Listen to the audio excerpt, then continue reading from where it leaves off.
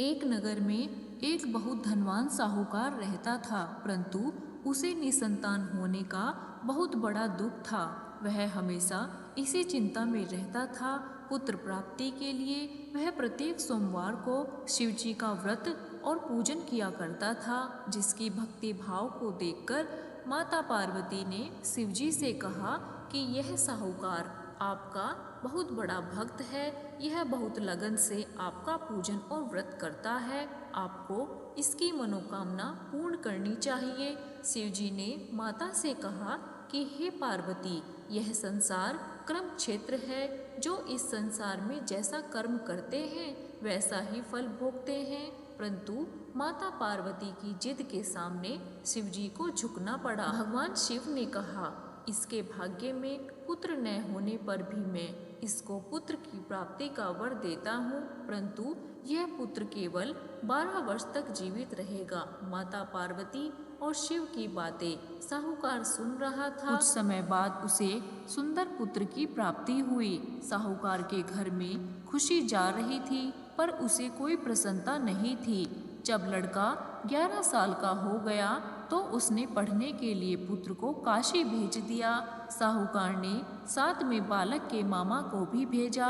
साहूकार ने अपने साले से कह दिया था कि रास्ते में जिस स्थान पर भी जाओ, यज्ञ तथा ब्राह्मणों को भोजन कराते जाओ। मामा और भांजे यज्ञ और ब्राह्मणों को भोजन कराते जा रहे थे। जाते जाते एक राजधानी पहुंच गए, जहां राजा की कन्या का विवाह था, लेकिन बारात लेकर आने वाले राजा का लड़का काना था। राजकुमार के पिता को चिंता थी कि वर को देखकर कन्या शादी के लिए मना न कर दे। तभी राजकुमार के पिता अति सुंदर साहूकार के लड़के को देखकर सोचा, क्यों न शादी तक इस लड़के को वर बना दिया जाए। साहूकार के लड़के के साथ विवाह कार्य संपन्न हो गया। लड़के ने ईमानदारी दिखाते हुए शादी के दौरान राजकुमारी के चुनरी के पल्ले यानी शादी में जो गांठ बांधा जाता है उस पर लिख दिया कि तेरा विवाह मेरे साथ हुआ है, राजकुमार के साथ तुमको भेजेंगे। वह एक आंख से काना है और मैं काशी पढ़ने जा रहा हूँ। सच्चाई जानकर लड़की ने बारात के साथ जाने से मना कर दिया। काशी पहुंचकर साहूकार के लड़के ने पढ़ाई शुरू कर दिया था। जब लड़के की आयु 12 साल की हो गई, 12वें साल के दिन लड़के ने मामा से कहा कि तबीयत सही नहीं लग रही है। फिर अंदर जाकर सो गया। सोने के बाद लड़के के प्राण निकल गए। जब मामा को पता चला तो वे जोर जोर से रोने लगे। संयोगवश उस समय शिव और माता पार्वती उधर से जा रहे थे।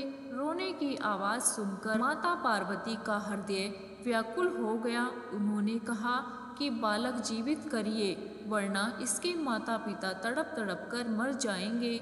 माता पार्वती के आग्रह करने पर शिवजी ने उसको जीवन वरदान दिया, जिससे लड़का जीवित हो गया। लड़का और मामा यज्ञ और ब्राह्मणों को भोजन कराते अपने घर की ओर चल पड़े। वे उसी रास्ते से लौटे जिस राज्य में साहूकार के लड़के और राजकुमारी की शादी हुई थी। राजा ने लड़के को पहचान लिया और राजकुमारी के साथ उसकी विदाई कर दी।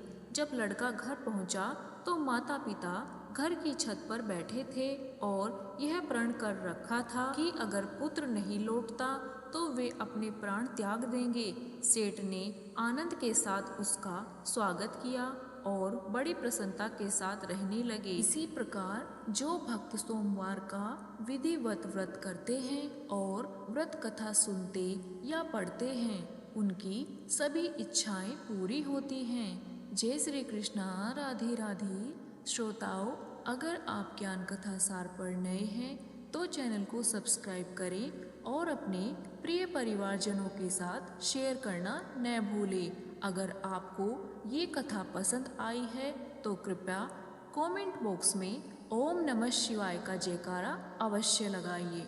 आपका दिन शुभ हो।